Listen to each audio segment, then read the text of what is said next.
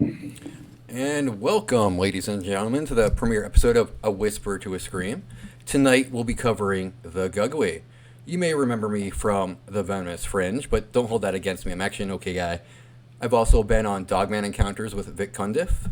Tonight, as we discuss The Gugwe, I'll be joined by somebody who smiles a lot less than The Gugwe, Mr. Josh Turner. Hello, good sir. How are you? I'm good. I'm actually smiling right now. Oh, what? Stop the press. Yeah, I'm not. Yeah, that's something that's been going around lately, folks. That I don't smile, and there's all these. Josh He doesn't Turner. smile. It's true. He does not smile. You got to have a reason to, though. I mean, like, come on. Oh, you always got a reason to smile, Josh. Come on.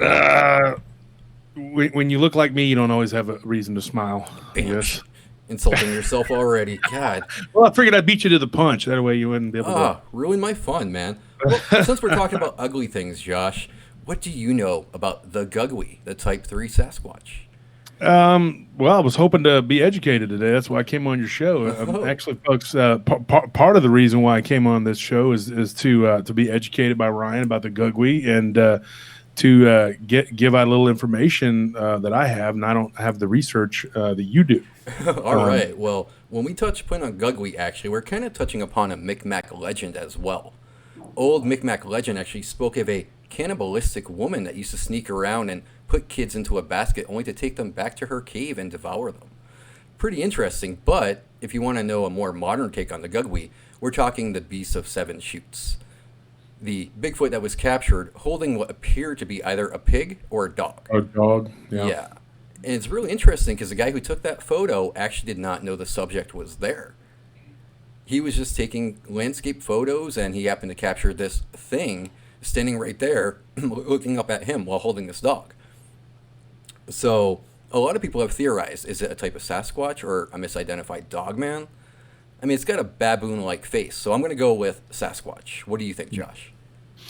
Well, first, let me back up just for a second on that one, because the Beast of Seven Shoots, now that, tell the folks at home exactly where that happened at. That's actually in Quebec, Canada.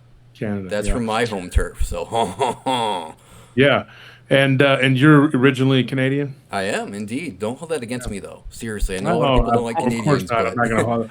There's a lot of things to hold against people. Being a Canadian is not one of them. Let me ask you a question, though. Mm-hmm. You're asking me what my thoughts are on it, whether it's if I had to say 100% of just based upon that photo, I would say Gigantopithecus. That would be the first thing that would come to mind. But I'm not saying that that's what it is, because in the photo, I mean, do we see the legs? No, we do not. Yeah, exactly. So without the legs, you can't really say, because a lot of people claim that the Gugwe is a dogman with straight legs. And now if it's a giant prehistoric baboon, it's not going to have those straight human-like legs. It's going to have more of a canid-looking leg, as the baboon has the backward hawk-looking leg. This is true. Yeah. But then if you start talking about baboonish-looking creatures, you start getting into devil monkey territory, which I think you're going to eventually get into that at some point on your show. Yes. Yeah, later on episodes. So, folks, I wanted to say something. This is Ryan's first episode on his show, but he has done a lot of research on these different subjects, because he wants to put out a professional product for you guys. And I know this because I've worked with Ryan multiple times. He's been on our show, Paranormal Round Table. That's where I'm from. I'm the host of the Paranormal Round Table. And we have, if you want to check out our show, prtpodcast.com. We have a website, and Ryan is the host of his group, A Whisper to a Scream podcast with Ryan Tremblay. It's a very good group. It's growing like leaps and bounds.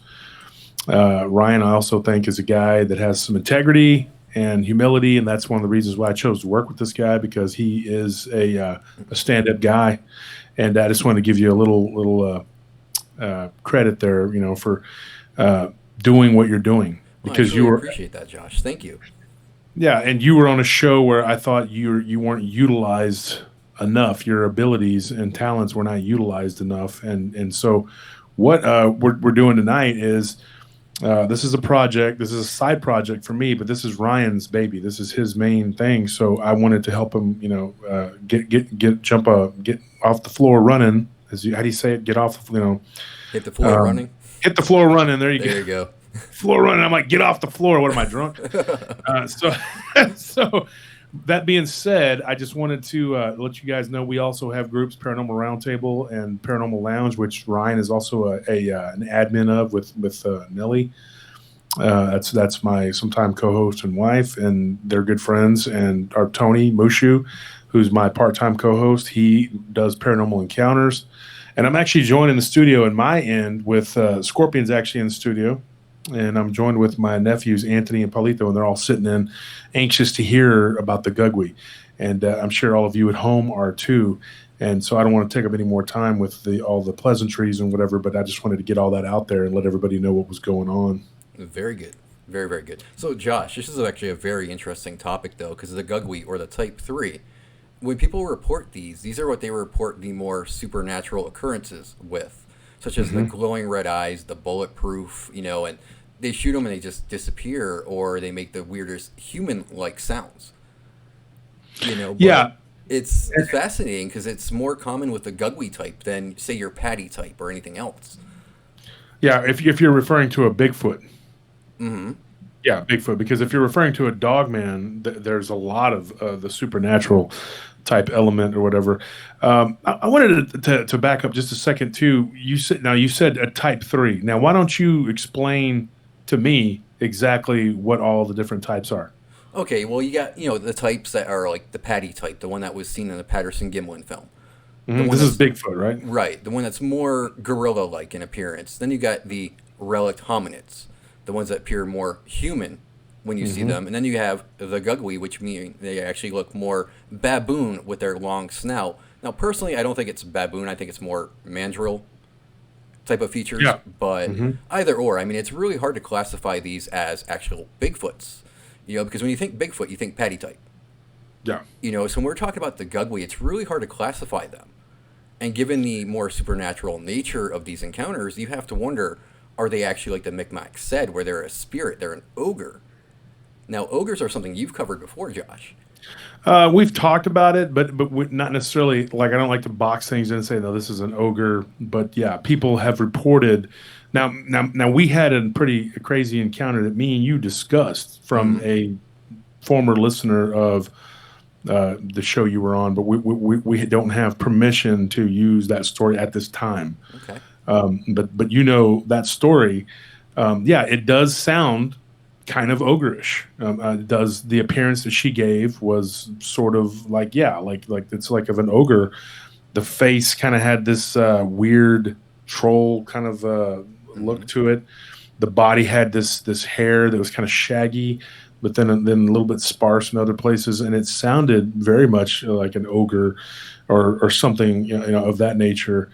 One thing I wanted to say, though, the mandrel, a lot of people aren't going to know what that is. It's a type of, well, do you want to explain that too? So people will know that that's not, just explain what that is. Well, it's a smaller primate. It's pretty close to what a baboon might look like, but they're not from the same exact family.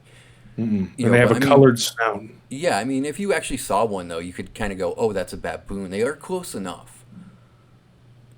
But it's interesting, though, because I'm even reluctant to classify these as Sasquatch, really. Yeah, they don't. To me, they're not. If somebody had to say it's a Sasquatch or it's a Dogman, I would say it's something in between. Well, the reports are so conflicting. With Bigfoot, you get the 5-toed prints, but often with Gugwe, they'll say they have 3 toes. So clearly they wouldn't be from the same family, but then they wouldn't be Dogman either. I mean, the 4-toed pad of a dog, it just doesn't line up. Yeah. So really trying to figure out where you could classify these things at, it's really complicated to do because it looks really close to the what's the name of it? There's a werewolf photo that was taken some time back. I'm trying to remember the name of that one. I'm at a loss. I don't know. It's the fen werewolf. The fen werewolf photo. The what werewolf photo? The fen werewolf photo. It's where somebody took a full body shot of a werewolf during the night. Mm-hmm. Now, if you look at the facial features on that werewolf, it has the long snout, but then it has the hocks like a dog. Well, here and I'm going to tell you something. I'm real skeptical of photos, and I'll tell you why. Because I tend to believe that these things are very hard to take photos of, and I have my own views on that. But that's why we have a lack of a body of evidence. Right. I do believe that there are occasions where people snap photos, but there does seem to be a spectral quality to a lot of these creatures. Now, if we go back, you told your encounter Right. on our show, and you told your encounter on Vic's show, and you're very much in the camp that what you saw that night was the flesh and blood.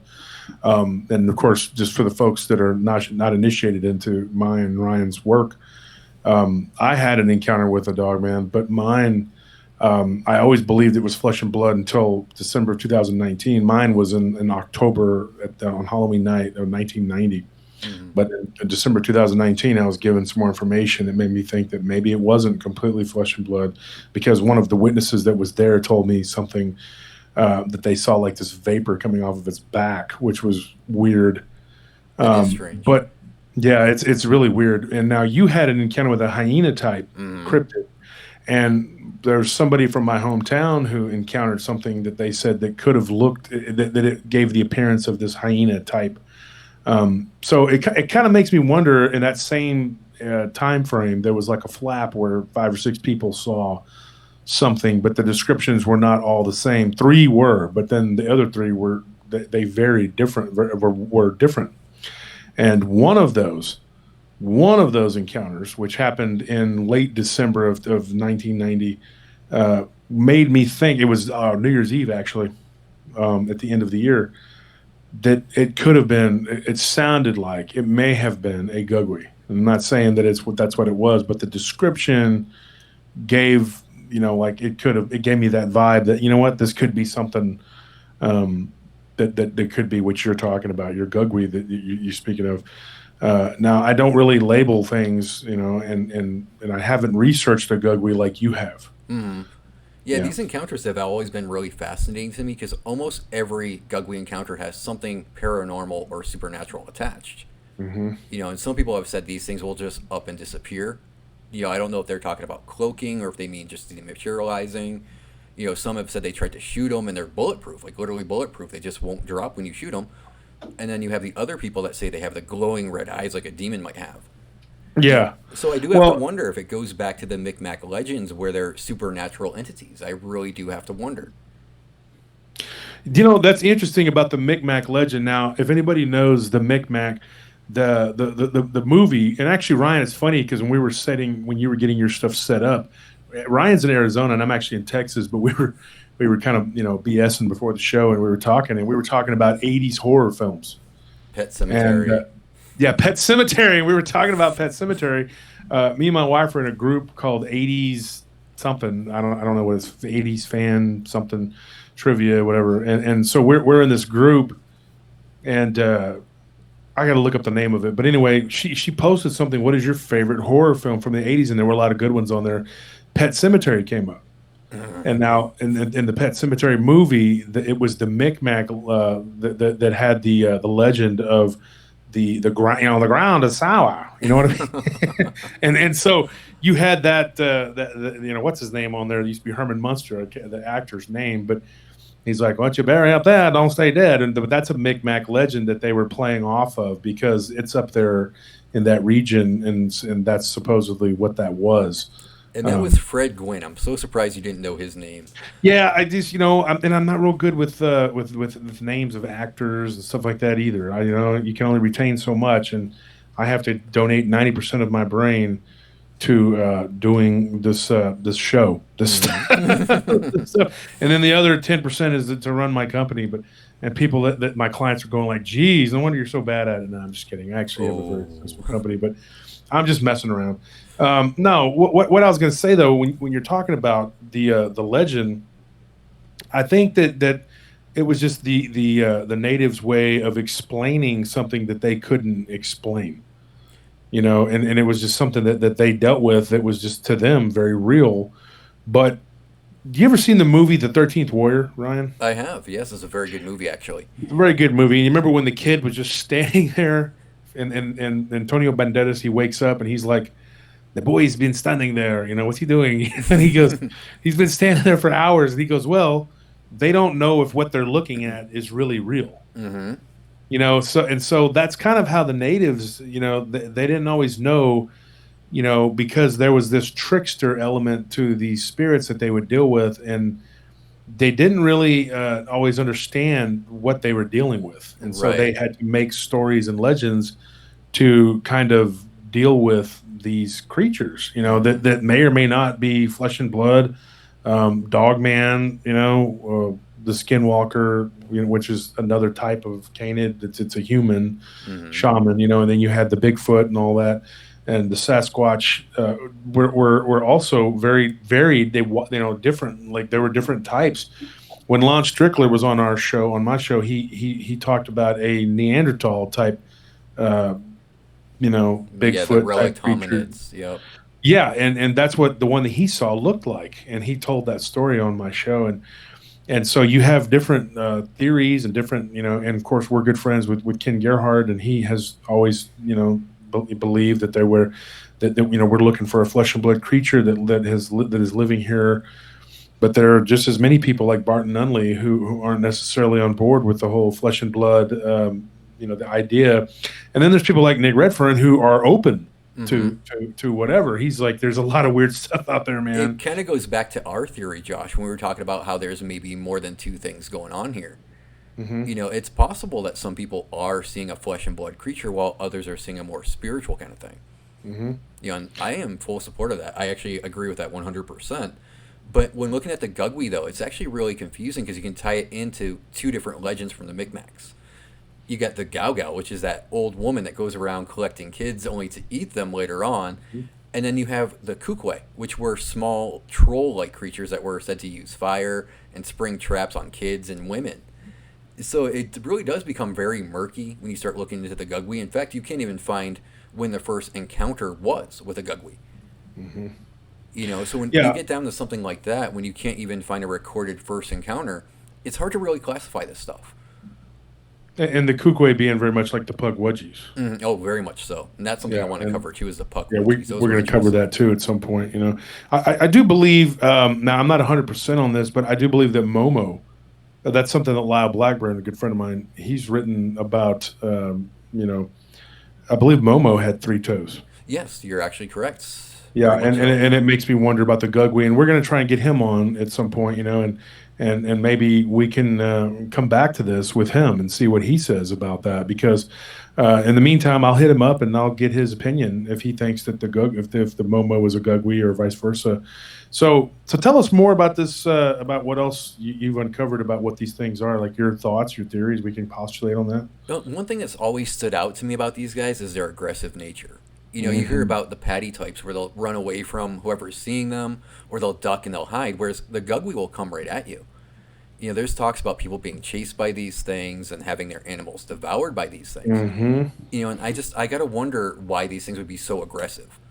What is it about their nature that makes them just so dangerous to man and livestock? It's a lot like a dogman. Again, that's dogman-like behavior, not really Sasquatch-like behavior. So how do you classify these things? Well, I think it goes back to the whole, if you look at it as some sort of ogre, like the Vikings and the Native Americans had very similar beliefs and legends in a lot of ways. They're so similar. Like the Juten troll. Do what? Kind of like the Juten troll. Oh, yeah. Well, if you look at like the Gugwe in as an ogre, then that's what Thor was always fighting. He was always fighting with these creatures, and Now we're going to get into eventually at some point. You're going to talk about the Genosqua. Yes, that's going to be an interesting topic. I love that one. And we're just give you a little teaser about that. You want to explain just a little bit about that, because we're not going to get into that on this show, but just a little bit. The Genosqua were what were called the stone giants. Now, according to the stories, these guys would roll in sap, and then they would roll around in river rocks to create a kind of armor, so they could invade villages and kidnap the people to eat on them as well. So you have to wonder if maybe the Gugwe and Genosqua are tied together somehow. Tied together. And that's just nasty. That's nasty. Rolling in rocks and mud. It's I can tell you this, idea, though. When I did that as a kid, I got spanked. And then, but my mom didn't realize that I was training to be a Genosqua. I was like, Mom, I'm in training. I'm trying to be a dirty, stinky ogre that's going to, Well, as far as the dirty, stinking ogre went, you succeeded, Josh. Way to go. Oh, my God. Jeez, Ryan. For somebody who hasn't actually smelled me, and folks, I'm going to plug this here.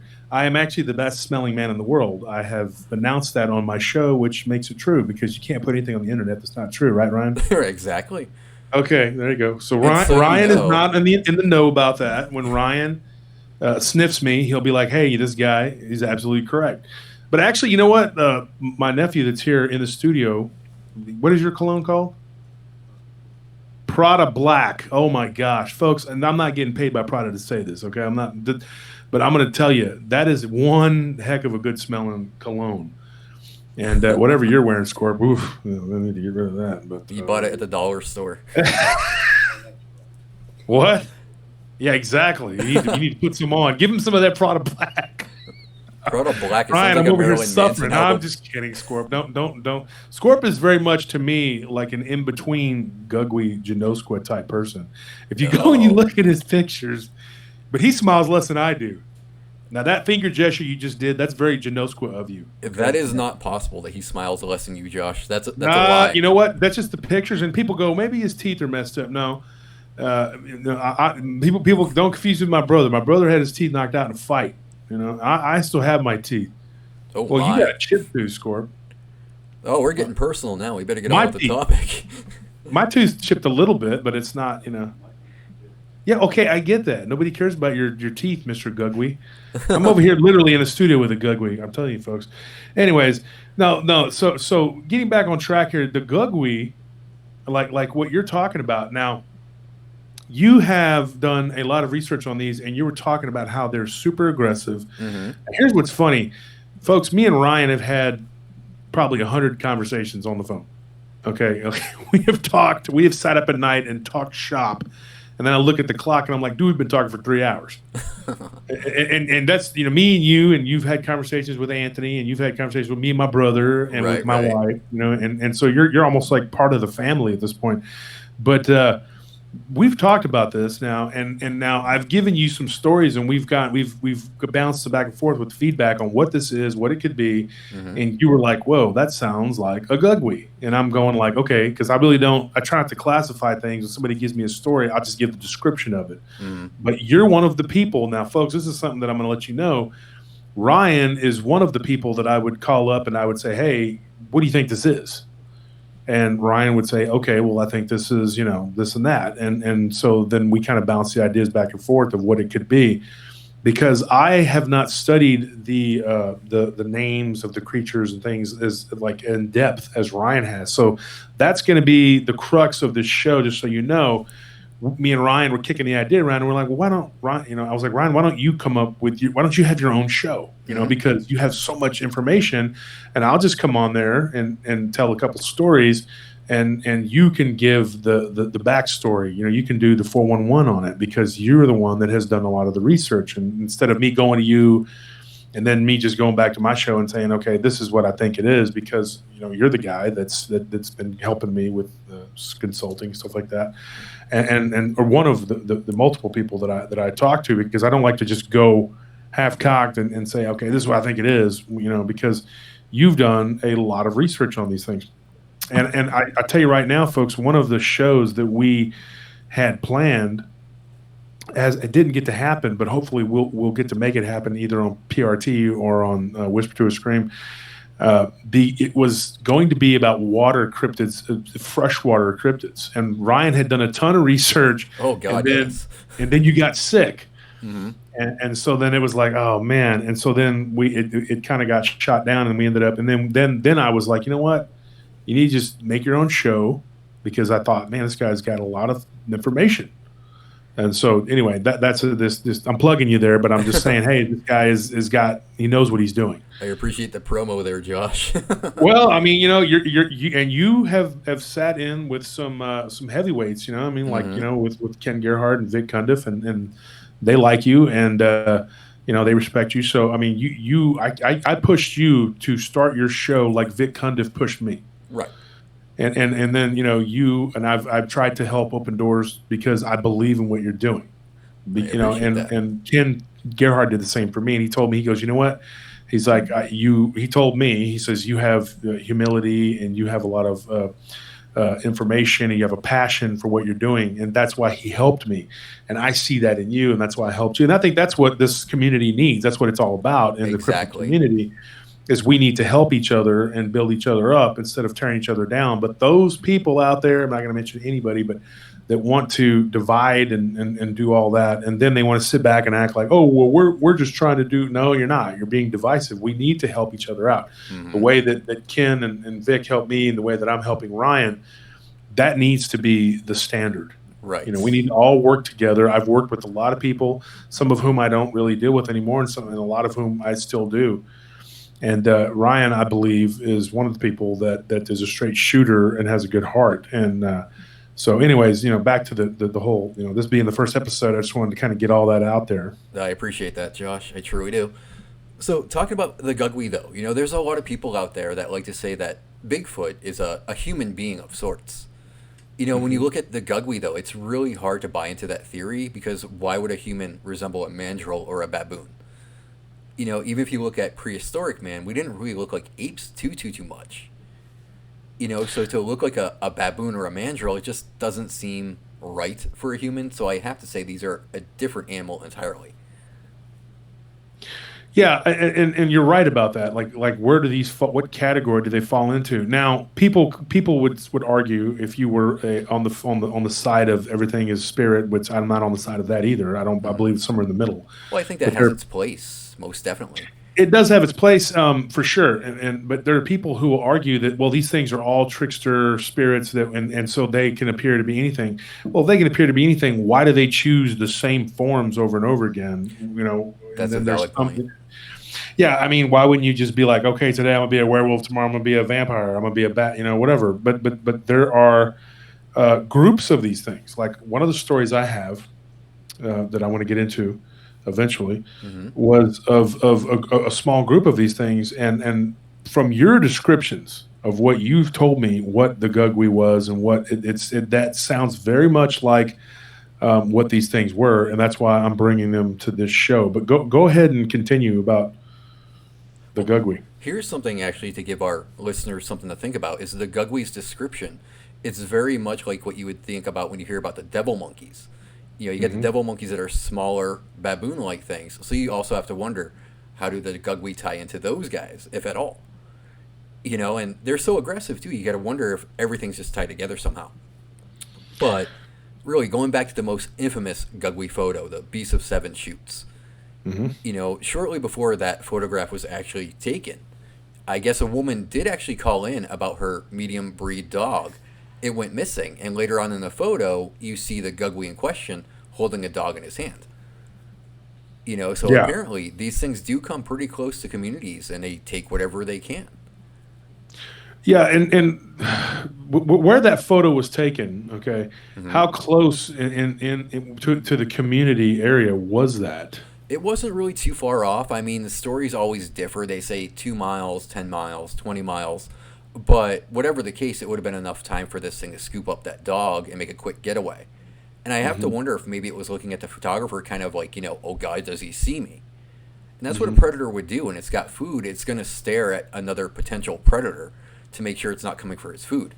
And I think that's what the Gugwe might have been doing in that photo. And it is kind of a sad photo, because it does have something that appears to be alive. I mean, it looks like, and then there are people who have said in different groups, well, it's a pet. Well, I've heard pig, I've heard rabbit, I've heard dog. So really, it's all what you take away from the photo. And I'll put a photo on screen when I edit this, but it's kind of like a little white dog to me. Kind of sad. It looked like a white dog, but I mean, I guess it could have been a pig too. You never know. Or a pig, So yeah. You said you had a story to tell. It's kind of sad. I mean, but when you look at that photo, it does look baboonish. But some of the stories that I've gotten could fall into the category if you broaden the description a little bit. Now, I know when Paranormal Round Table episode 78, Scorp, I think you looked it up, 78. We covered some what could be some sort of throwback type relic population. I was kind of thinking that at the time, but their faces were gray. Okay. And they had like a short muzzle, but they weren't DogMan. Hmm. And it was something that happened that my great great uncles had witnessed as children happen to a family in the area where they grew up. And now there's a buddy of mine, Trey Felton, that owns a Thorndale Meat Market, Oh. and he has like he goes out and looks around in that area of Apache Pass and all that, looking for Bigfoot. I mean, because of the stories that have been there for years in that area. And some of those stories now, when I look back on it, thanks to your research and you telling me, hey, this is what this could be, I look back and I go, you know what, this very well could be Gugwe. What we're dealing with. These aren't really the Bigfoot. These aren't the patty Bigfoot, as you call them. These are some sort of Gugwe type creatures. Yeah, it's interesting how the encounters have really spread. Before you would just hear about something coming out of Canada like that, but now they're being seen in Mississippi, California, Florida. So you got to wonder if the Gugwe's kind of migrating down to the states because they, maybe they're tourists in a way. They want to see what's going on in our little states that we have here. Well, what do you think of this? That maybe the rise and the prevalence of the stories of the Gugwe are more people, kind of like me, like people like you telling us, hey, these are a separate thing. This is what they are. Right. And then the people that are getting the stories, they're going like, okay, we can now classify these kind of in between creatures as this Gugwe. So a raised awareness of sorts. Yeah, like, okay, so for instance, when me and you had talked one night and I told you a story and you said, dude, that sounds very much like a Gugwe. Mm-hmm. And I was like, okay, so that's kind of what that is then. That's what that is, because I'm thinking hyper aggressive Bigfoot with a weird, a weird face. I don't know. I'm not really, the lady's telling me this and I'm going like, I don't know what to call that, But you gave it a name and said, this is, what this is. And then I did a little bit of research and I was like, okay, yeah, I get that. Mm-hmm. But that, I think very much what we're dealing with, I mean, it's got to be. I mean, like the facial descriptions and all that. I mean, now let me ask you this.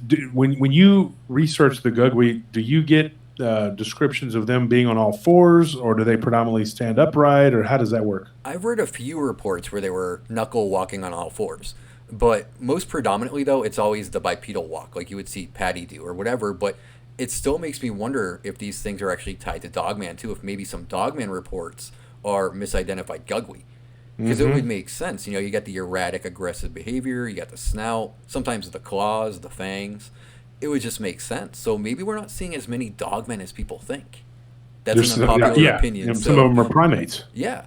And that could explain why they seem so hyper intelligent as well, opening doors or trying to get into cars, because that would be a primate thing to do, not a canine thing.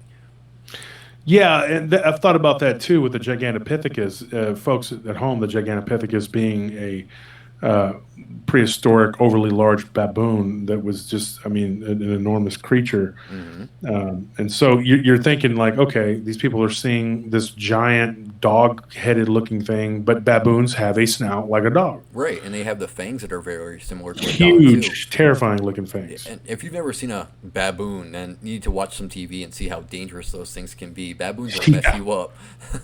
They'll tear your face off. Yeah, a buddy of mine, Tony, my co-host, his stepdad, Chad, he had one. He owned a baboon. He used to live in Hawaii, and he owned one. And it was a very vicious and malicious pet. And he had pit bulls, and that thing would beat up the pit bulls.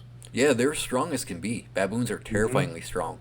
It was a female too. It was a female, yeah. And she, she was, not as big, but still very menacing and powerful.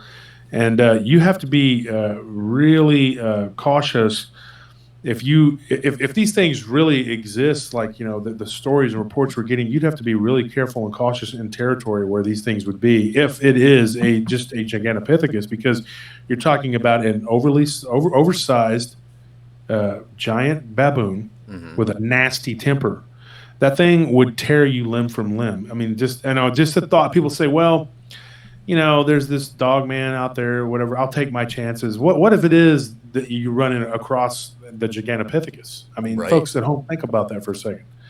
You have this super powered, super strong, hyper aggressive baboon. Just watch, like Ryan said, watch TV, watch National Geographic, and see what they do, and see how they are, and see how they Regular interact with baboons are things. very territorial. So imagine a 7 or 8 foot baboon. Foot tall, yeah, Yeah, no, thank you. just angry on steroids. Yeah, it's just really pissed off at all times. You know, it sees you and it's Yeah. like, you. And you're just in the territory, and it decides that, or that it says, it sees you as a meal. I mean, it looks at you and says, you know what, I'm actually kind of hungry. I haven't eaten today. Yeah, see, that's another thing It's that's gonna tear really you interesting apart. about them. That's another interesting thing about them is like, you read about how some Sasquatches are known to stalk humans, but it's very far and few in between. But when it comes to Gugwe, man, these things just have no chill. No No, chill there's whatsoever. no They'll off chase after switch. hunters, groups of hunters, people. It doesn't matter. Yeah, and I guess that brings me to, do you want me to get into the couple stories here that we've kind of classified as Absolutely. Yeah. So Ryan, we were talking, and I was like, well, here's these stories. Are these we're going to talk about it, and you at home, and Ryan, you can kind of make your decisions if you think these are Gugwe. This one happened up in Canada, in a park up in Canada. In fact, this was in the same state in that area, so that's what made me think Gugwe. Province. The same. I'm sorry, the province. That's right. I'm sorry. Just like in Louisiana, there's a parish. There's not a county. And I say, oh yeah, the county, but it's actually a parish. And then you guys, the Canadians, the province. So this what happened. There was a dad and a son. They were in a park in Canada, and it was getting late. They were hiking, and they were walking down a trail. And this creature. Now, the reason I asked about the all fours thing is because this creature came up onto the trail. Now, here's the weird thing. They didn't report a tail. Okay, they didn't have. There was no tail, and so I thought, this was given to me as a DogMan story. And the guy says, well, me and my 3 sons, we were walking, and one of my older sons was kind of ahead, and he had a stick, and he like smacked it like a little rock, and it flew forward, and he said that it was like. It hit like a thud, and they were all kind of talking, and his son was looking down, and they all just kind of looked up at the same time, and there was this angry, snarling creature in front of them. Didn't have a tail. It did smell. They said it smelled like sewage, and they said that it was brownish. It was almost like certain spots of it were brownish gray, and other parts were brown. Like maybe it was getting older. I don't know. And he said that the face had like a short muzzle, and it was on all fours, and then it stood up right. And then he said that it was weird because the legs were kind of a backward bent, but that this is weird. When it stood up, going into the whole supernatural thing you were talking about, that they heard pop, pop, and the legs straightened out like a man's legs. Whoa. Yeah. Okay, and so when I was reading this story to one of the guys in my group, they were like, whoa, what is that? And then we started talking about it, and I was like, you know what? We need to talk to Ryan because you're the guy who's been doing the research on the Gugwe. So I was like, we need to ask Ryan about that one because this thing stood up and pop, pop, and then the legs were straight. It had this weird, the feet, they didn't get a real good description. There was hair over the feet, but they did see the toes. Now, here's the thing. The guy that gave me the description, he was in between his 3 sons. He stood in between the creature and his 3 sons. And he was a very brave guy. And what he did was he said, and he was very stern. Like he said, he got right up onto this creature and he said, if you're going to take my sons, go ahead, I'm out of here. And he took off. and no, I'm just kidding. He didn't do that. That's ridiculous. He didn't do that. He just pushed him in front of it and ran. I didn't do that either. But no, what happened was, he stood in between the 3 kids and the Gugwe creature, if that's what it was. And all he had on him was a pocket knife, and he looked down and he picked up a rock.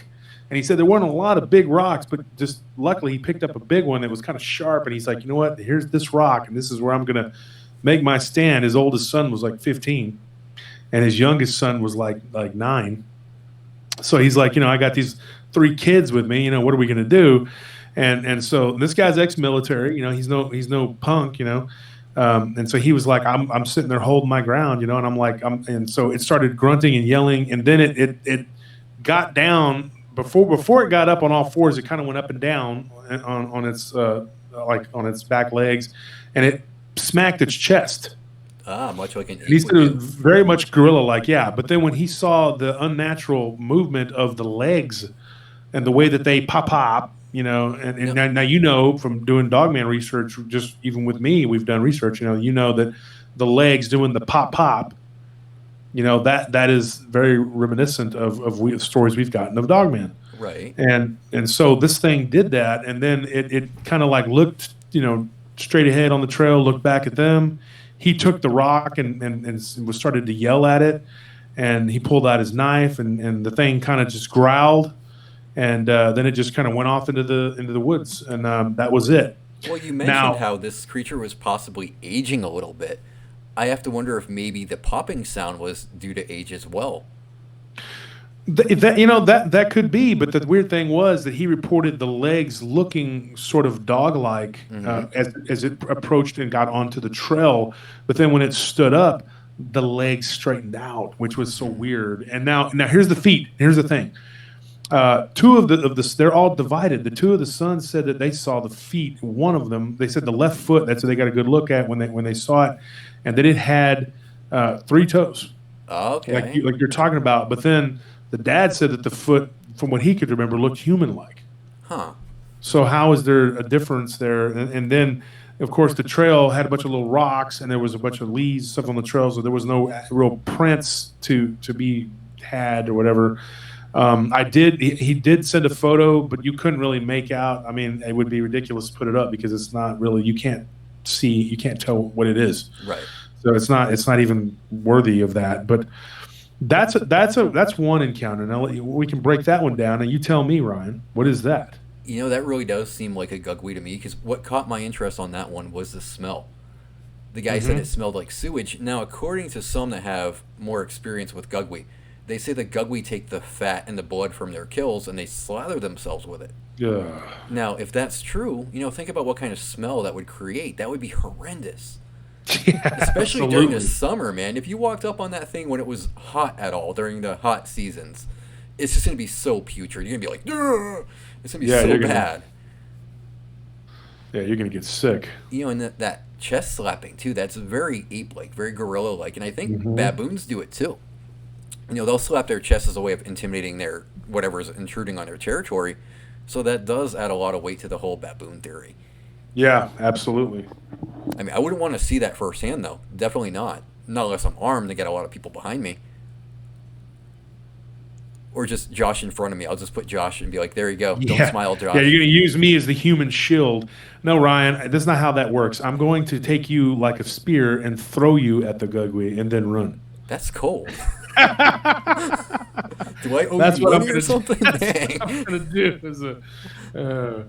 When I was in this group one day, and I have not seen this movie, so I don't know, but it came up when we were talking about the 80s movies. Rawhead Rex. Have you seen this movie? That is a fantastic movie. It's cheesy. The special effects are terrible, but it's a great movie. I highly recommend it. What is that creature supposed to be? What does that look like? He's really hard to describe. He's just like a really buff-looking, deformed troll. That's basically what he is. He's like a demon spirit, and he's terrorizing a small town. And of course, somebody woke him up, as they often do in horror movies. They awoken the big bad monster, and he goes around killing all these people in really violent ways. Yeah, that sounds. I'm not a big horror movie guy, but I do watch on occasions. I'm going to check that one out. And It's see a what that popcorn movie's about. flick. If you want to watch something that's mindless, where you don't really have to pay a lot of attention to the story, that movie's all for you. Yeah. Well, I'm not totally into that, but I mean, when it comes to horror movies, you kind of have to suspend reality for Absolutely. an You hour can't and a sit there half, going, 2 that's hours. not realistic. Yeah. Well, they're like, that doesn't make any sense. Well, it's not supposed to, folks. It's fiction. That's fiction, But this was very much real life. What happened to this guy and his sons?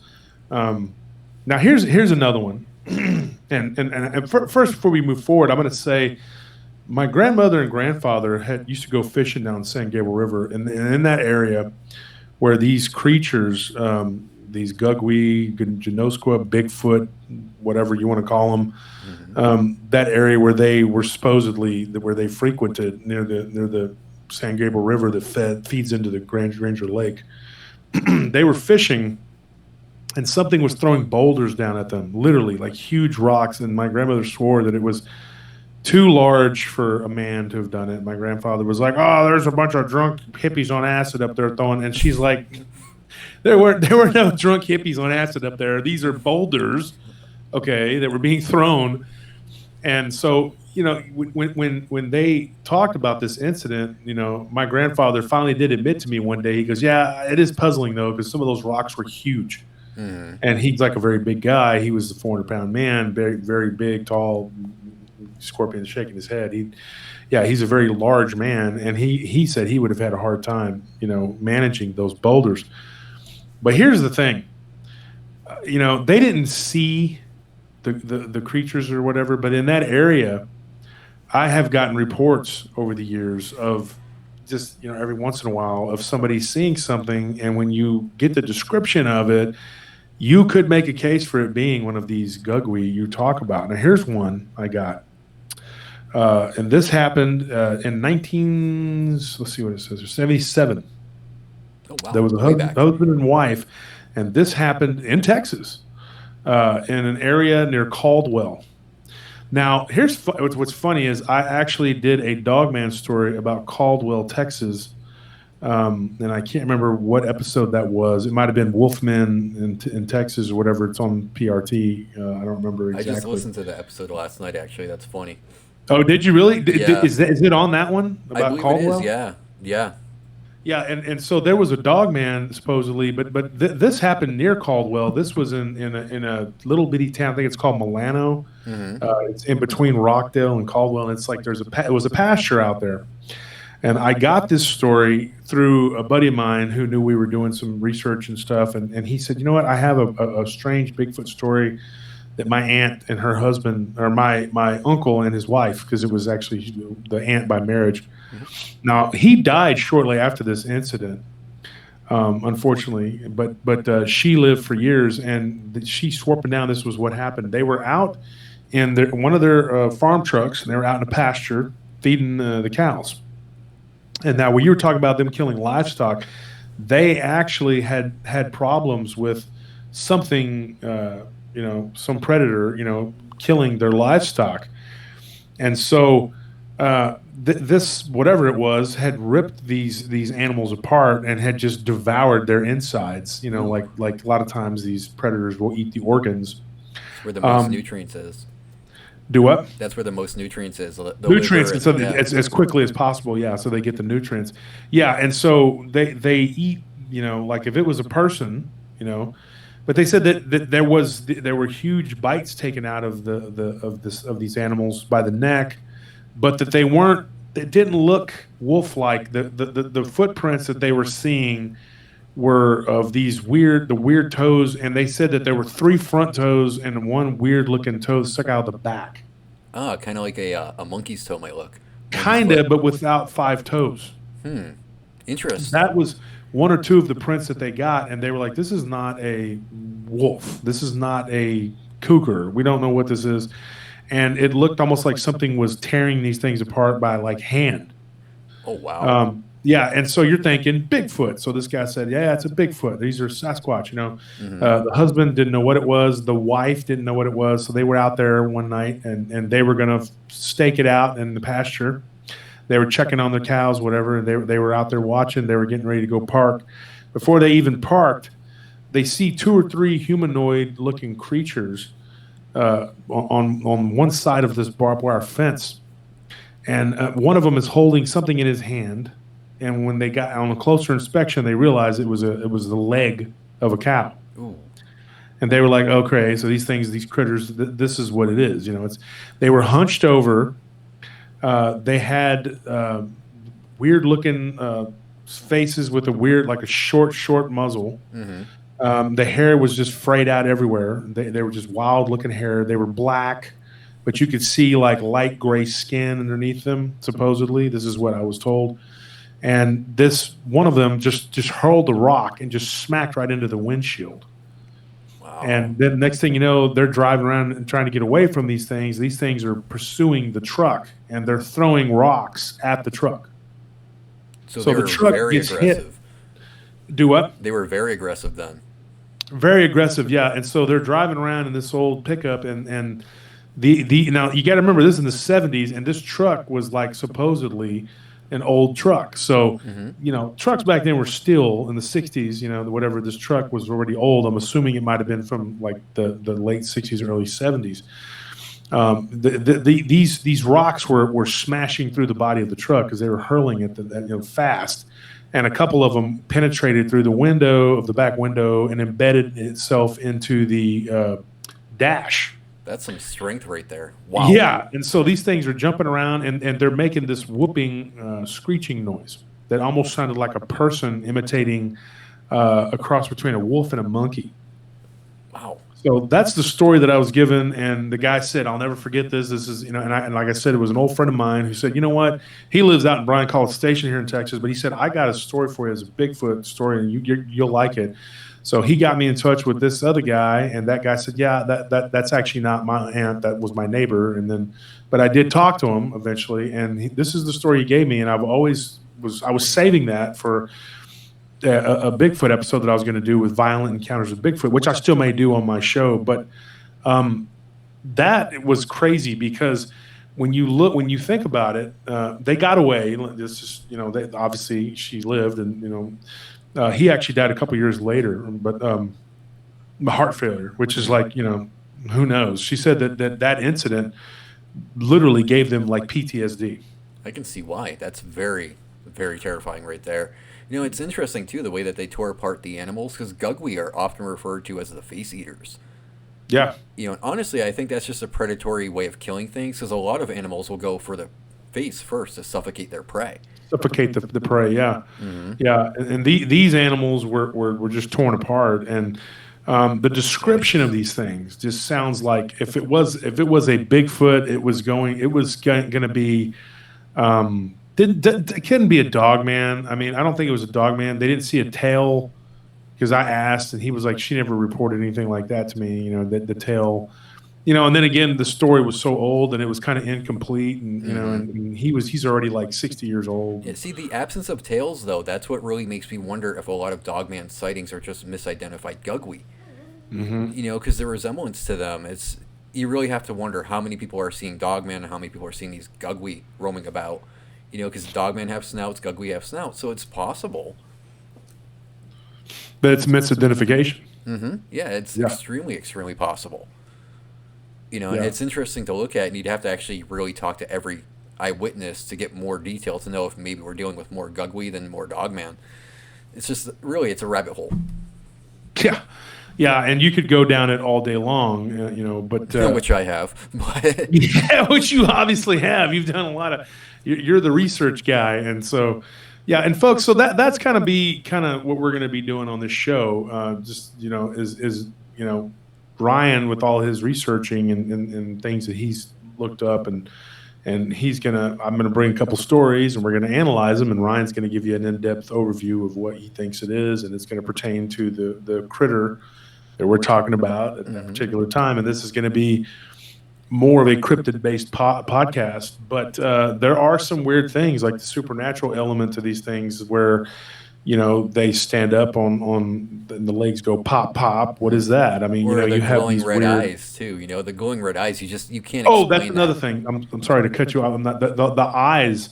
They said were like amber yellow glowing eyes. Oh, okay, interesting. Yeah, and that's one thing that was told to me about the incident in Canada too. That he said the eyes were very amberish looking. He didn't report them glowing, but I mean the eyes, when the eye shine was hit, when they were hitting it with the headlights, there was an amberish glow to the eyes. Well, see, that's something that needs to be looked into when it comes to the Gugwe, is because everybody reports these glowing red eyes. Yeah, if you look at the Beast of Seven Shoots, though, there's no glowing eyes, though. So that's kind of conflicting with what a lot of people say. But then again, I mean, who's to say that the Beast of Seven Shoots is the same critter as these other, malcontent? That's another rabbit hole to go down right there. Yeah, and I asked him, I said, so what ended up happening? He said they sold that land, and and they moved their cattle out of there. They went there with like armed neighbors and everything else, and they moved their cattle out of that area. Probably the smart choice. Do what? That's probably the smartest choice right there. Just Well, get out of there. Cut your losses.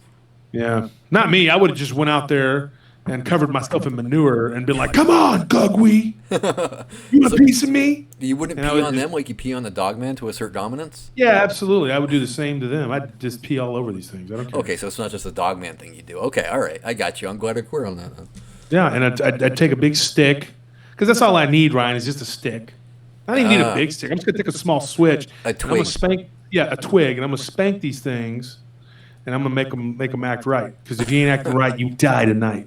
Ooh, big threats. Yeah, Josh, exactly. Big threats. Yeah, I'm gonna take these Gugwe and make them work. You know somewhere a Gugwe's listening to this going, oh, really, Josh? I'll meet you in the back alley. Well, you know what? If they're that smart to be listening to my podcast, and listening to you and me talk about them, then they're smart enough to stop rolling around in feces and. Maybe they're party boys, man. Why could I say they're not smart to do that? Maybe they're just party boys. Come on now. Rolling around and whatever and just killing raw cattle. Why don't they just go to HEB and buy it? Well, HEB is a grocery store we have here. I don't know what you have over there, but we just go and buy it. Because it's a macho thing, dude. They're doing it to impress the chicks. They're trying to impress the chicks. Like, look how I tore apart that cow. You like that? I kicked the crap out of that Angus. Yeah. And Angus is dead because of my muscles. So what are you thinking, Ryan? How are we doing on time here? Well, we're running short on time. We got about 3 minutes left, but we can wrap it up now if you'd like.